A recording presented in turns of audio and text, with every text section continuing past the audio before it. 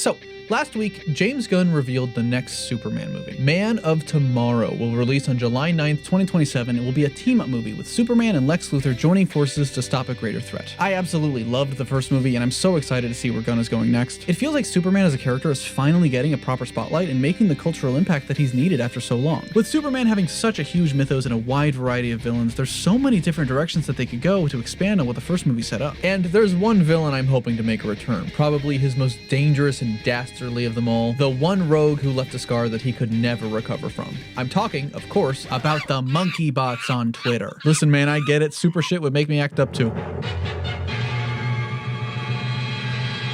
One of the coolest things about the announcement was the announcement itself. Last Wednesday, James Gunn, David Corenswet, and Nicholas Hoult all posted artwork of Clark and Lex to coincide with the reveal. And instead of just a logo or concept art like we've seen a million times, each post was work from an actual comic artist. James's post was art by Jim Lee, David's was Jorge Jimenez, and Nick's was Mitch Gerrard's. It's something that I'd love to see become a trend for the rest of the DCU. Obviously, it's not always possible because stuff like character designs usually aren't finalized this early, but this, alongside Gunn's general attitude for the comics and interviews, shows just how important not only the source material is for inspiring the stories, but also the creatives that made those stories what they are. I'd love to see Wonder Woman get revealed with art by Nicholas Scott, or Flash with Francis Manapul, Batman with Greg Capullo art. And speaking of, that's the other thing that interests me. Man of Tomorrow is going to release in July of 2027, and we'll start filming in April of next year. This lines up pretty well with Superman and Supergirl's production cycles, wrapping filming about a year before release, which is great for VFX and post-production. And you know what else comes out in 2027?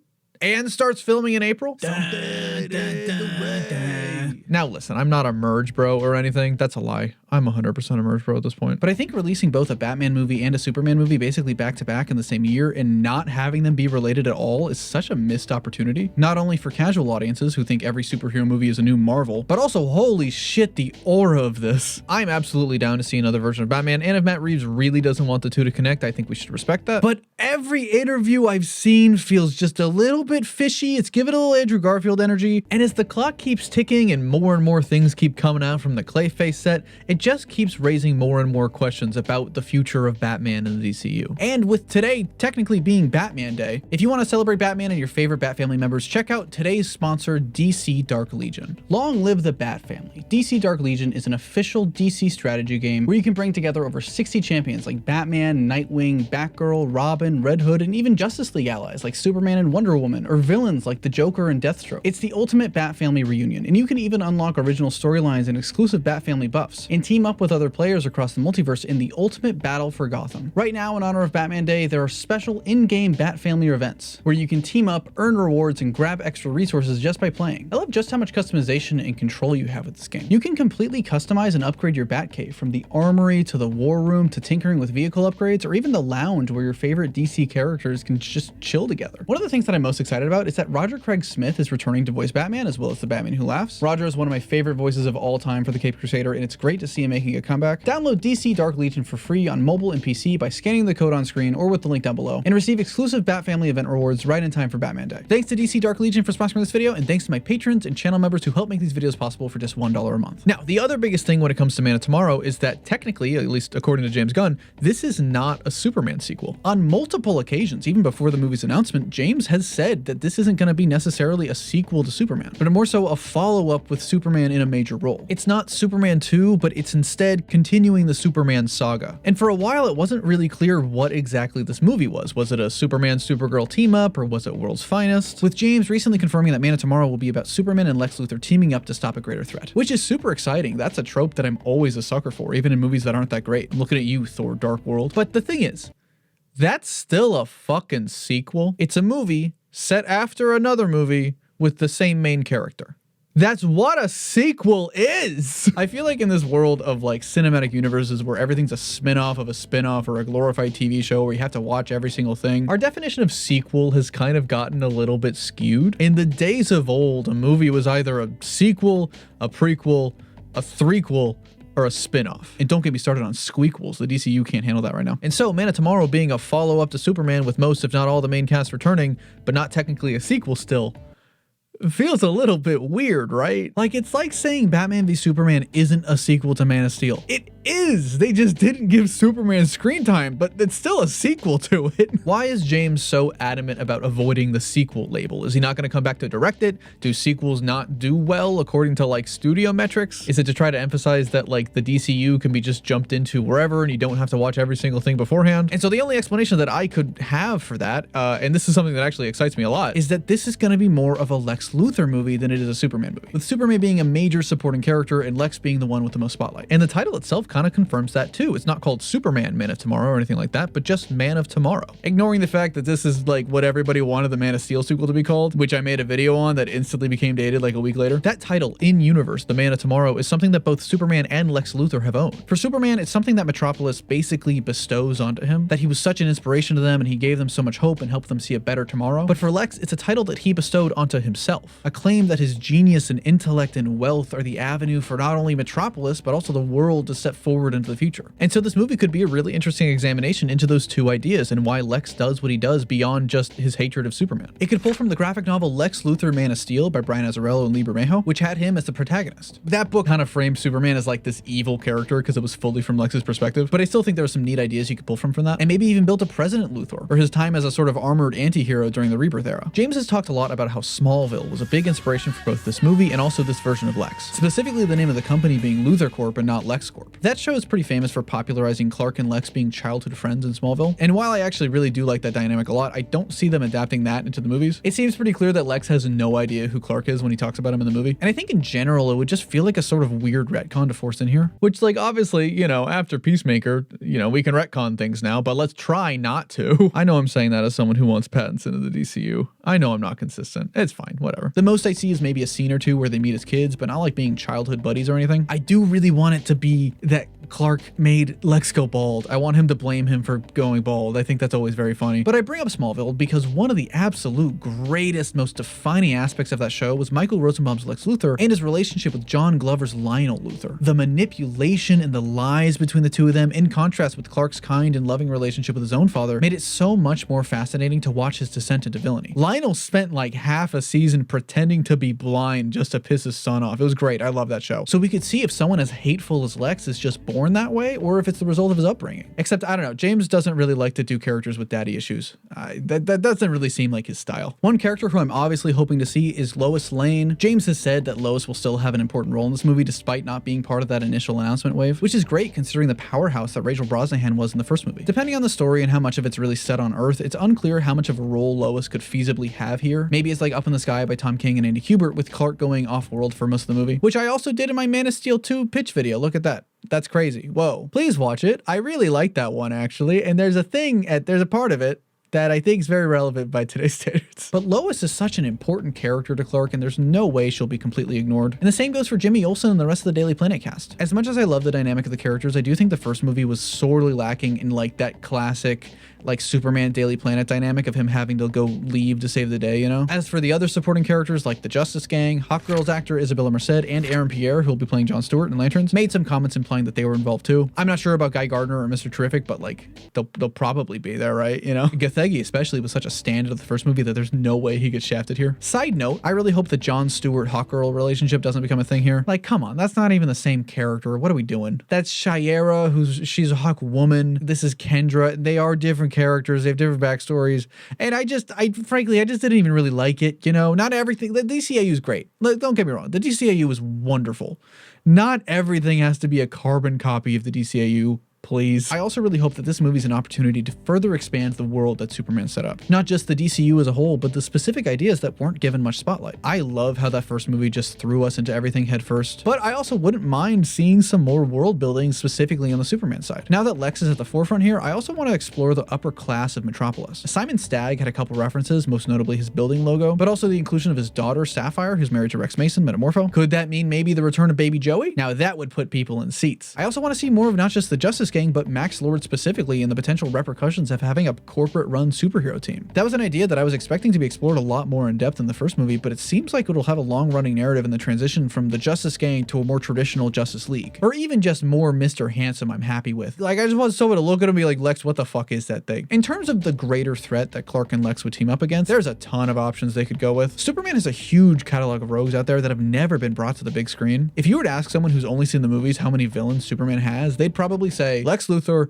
Zod, Doomsday, kind of, and that guy from Superman 4 that was like, what was he called? Like Radioactive Man? That's not what he was called. Nuclear Man. Close enough. It's the same thing. And I really hope with Superman being a main player in the DCU so much that he gets a second movie after only 2 years, we can finally dive deeper and explore that. There are of course villains that aren't necessarily like massive threats and more like villain of the week, like Livewire, Atomic Skull, Metallo. Although that's not to say a movie couldn't take them and adapt them to be bigger bads than they're usually portrayed as. I really think that Toyman has a lot of potential. Like we can do a lot of fun stuff with him. There's also someone like Parasite, first appearing in Action Comics number 340 by Jim Shooter and Al Plastino from 1966. You could pull from either the original Raymond Jensen version or Rudy Jones, who's kind of the modern version. He's a great villain that is desperate to get his own movie, but even he sort of feels like it wouldn't justify this kind of team up. The events of the first movie left off perfectly to bring back Ultraman, Superman's clone, after a trip through that black hole and he becomes Bizarro. It would explain why Clark has to team up with Lex, because he created the pocket dimension and could navigate it safely. I could also see Mongol being the villain, and maybe pulling from the World Saga by Philip Kennedy Johnson from 2021, or For the Man Who Was Everything by Alan Moore and Dave Gibbons. But in any case, if there's one villain that I specifically don't want to see, it's General Zod. Listen, I've got nothing against the guy or anything. He can be a great villain. But if you ask me, I'm sort of sick of the guy. Zod isn't really that big bad that he's always portrayed as. He's not Superman's Joker. He's not even his Two-Face. He's more like his Scarecrow, I guess. Sort of. I don't know if that comparison really works. Zod has had some great stories, don't get me wrong, but he's far and away from Superman's biggest and most iconic rogue, and I'd want to put a little bit more distance between them, even though it's already been like 12 years. I'm talking even more distance. But there's one Superman villain that is that level of iconic. He is everything people think Zod is, but for some reason has never been adapted into the movies before, and that's Brainiac. Brainiac is, with the exception of Lex Luthor, the Superman villain. The dude was such a big deal, he created a new word. Seriously, he first showed up in Action Comics number 242 in 1958 by Otto Binder and Al Plastino, his name coming from the words brain and maniac, and it wasn't until the 60s that people started using Brainiac to mean a super smart person. His story is literally changed the etymology and vocabulary of the English language. The same goes for Bizarro too, now that I think about it, who also, funny enough, was also created by Otto Binder in 1958. Okay, I think I've stumbled onto a conspiracy here. But despite how much of a big deal Brainiac is, aside from animation, the movies have never even touched him. James Marsters was honestly great in Smallville, and I have not seen Krypton, but holy shit, he looks amazing here. I think I should probably watch Krypton. I see some people say that he's too big in scale and should be a Justice League level villain instead. And I think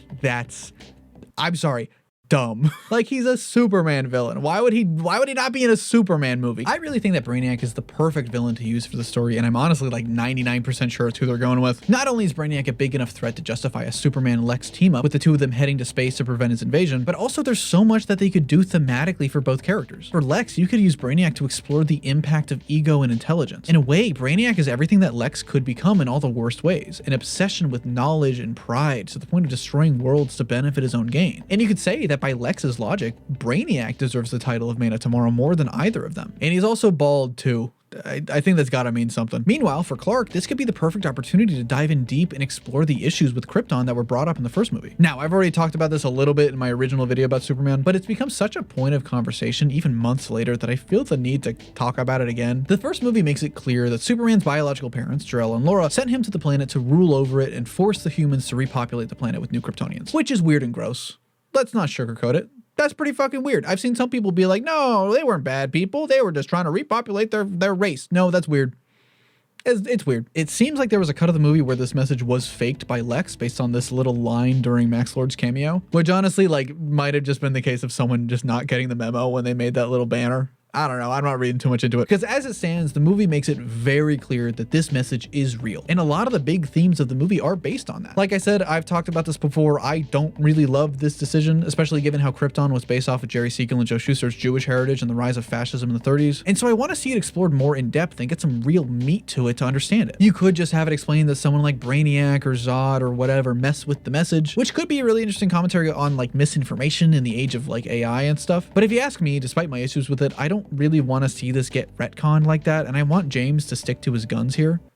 A little joke right there, by the way, but don't make a big deal out of it. I've actually come around a little bit to the idea, and I kind of understand it more now. I still don't love it, but in a movie that is so inherently anti-imperialism with its treatment of Baravia versus Jarvanpur, and the very overt political commentary that it's making there, which is like so fucking radical for a blockbuster movie, it's kind of interesting to explore Clark discovering that kind of violence and oppression has wiggled its way into his own culture too, and finding the line between where that ends and his love for his own planet begins. That loving Krypton doesn't necessarily mean excusing its flaws, and vice versa. Like, it's okay to love your culture and also at the same time condemn violence and condemn genocide and shit like that, right? But so many people want to join those two things together, where the genocide is part of the culture, and if you criticize the genocide, you're criticizing the culture, which is not fucking true. Whether that's intentional or not, and if Gunn just wants to hammer home the adoptive parents angle like he did with Guardians 2, I'm not sure. But regardless, the read that I get from the movie now is a little bit more nuanced than that, and I'd want to see that explored here and given a bit more meat to it, you know? We still don't know if it was all of Krypton that wanted to enslave the Earth and rebuild the race, or if it was just the elves, right? I think Supergirl's going to explore this, at least I hope it will. And if it was a whole planet of imperialists, it could be interesting to use Brainiac as the reason for Krypton's descent into cold logic over kindness. When it comes to Brainiac and his potential history with Krypton, there are a couple ways you could go about it. You could do it the classic way, that he's not involved with Krypton at all, and he's just an alien invader who collects planets for knowledge. Maybe he collected the city of Kandor in the past, but he wasn't at all involved in Krypton's destruction. But I think my favorite way to do it is to have Brainiac be a symptom of Krypton's greater issues as a society, and it was that symptom that slowly led to its demise. Maybe he was an AI that was created to streamline the workflow and make things more productive and make every decision based entirely on numbers and logic. And that lack of empathy slowly creeped its way into the culture of the entire planet, to the point where even Jor-El, normally a shining beacon of hope, became a victim of it. A commentary on the over-reliance of AI and how fascism isn't some big bad to beat once, but instead is always slowly creeping in and always right around the corner if you're not vigilant enough. But regardless, including Brainiac as the villain either in this movie or the official sequel could be the avenue to further explore Superman's relationship with his own planet and make the themes a little bit less one-sided. If we really want to go crazy and get specific with the title Man of Tomorrow talking about the future, then you could introduce the Legion of Superheroes. The Legion first appeared in Adventure Comics number 247 by 1958 by Otto Binder. Jesus Christ, this guy's everywhere. As well as art by Al Plastino. Oh my god. They're a team of superheroes from the 30th century, or 31st century, depending who you ask, and were inspired by Superman and came back to recruit him as a young man. Me personally, I really dig the Legion as a concept. I didn't really watch the Legion animated series from 2006 with Yuri Lowenthal as Clark, so I'm not like super connected with them or anything, but I think there's a fun angle of making them like Clark's childhood friends who helped him grow to the person that he is, only elevated up to a Superman level. Maybe they arrive from the future to warn Clark of Brainiac's impending invasion and try to change their future timeline, sort of like Trunks from Dragon Ball, which, like, you know,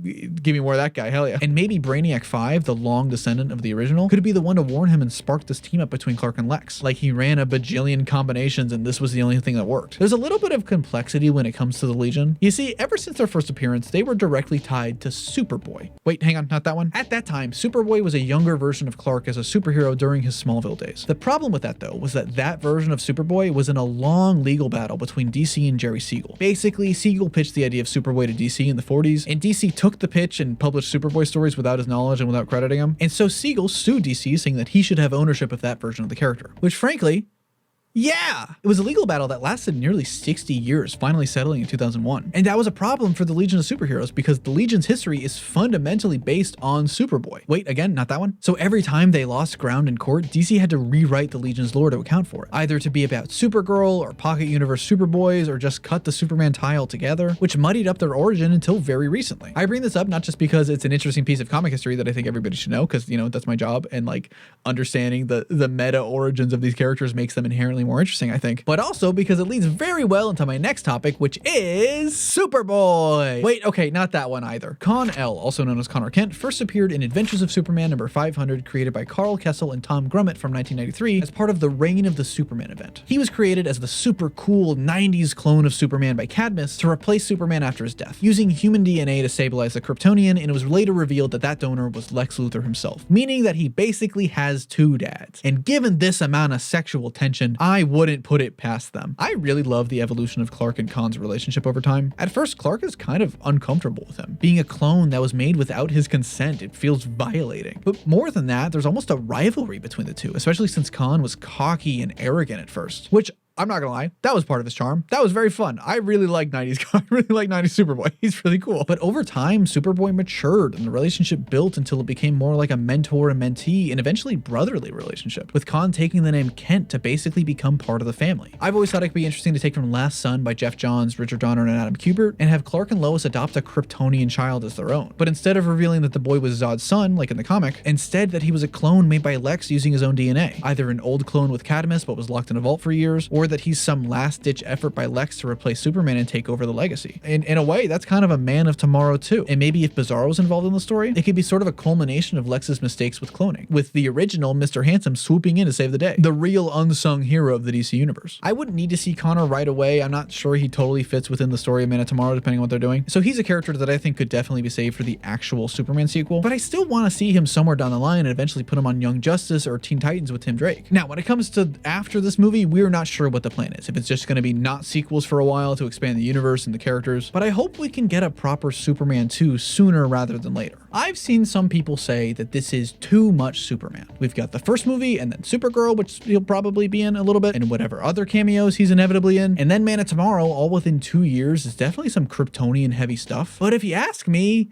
I kind of love that. Compare that to the last DC universe, which killed off Clark in his second movie and then twiddled their thumbs for a decade and didn't know what to do with him because they thought he was too boring. It honestly felt like DC literally forgot Superman even existed. And so I think it's refreshing that for once the Blue Boy Scout is getting the spotlight and the attention that he's deserved for so long. I think it is so cool that we have a Superman movie that is not only a very good Superman movie, but also like added something to the character that took this idea of kindness and punk rock and weaved that into the character like culturally. I think that's fascinating. Firstly, like that it did that to begin with, and also how well it worked. That James Gunn and the DCU as a whole is making an effort to fix those past mistakes, especially with someone as perfect as David Corenswet in the role. Call me selfish, but I just want to see as much of him as I possibly can. Even if it risks oversaturation, it could mean the difference between a whole new generation falling in love with this character and falling in love with these stories for not only today, but also tomorrow and all the days to come. But what do you think about Man of Tomorrow? If this isn't a sequel, what do you want to see from the official Superman 2? If you like this video, be sure to the like button and subscribe. Special thanks to Milner602, Bundle Exists, and Sod Quad for joining Spectacular Fanboys on my Patreon and channel members. This has been TroyBoy17 coming at you live. Be responsible, everybody. Stay safe. Be kind to each other and to yourself. Have a great day.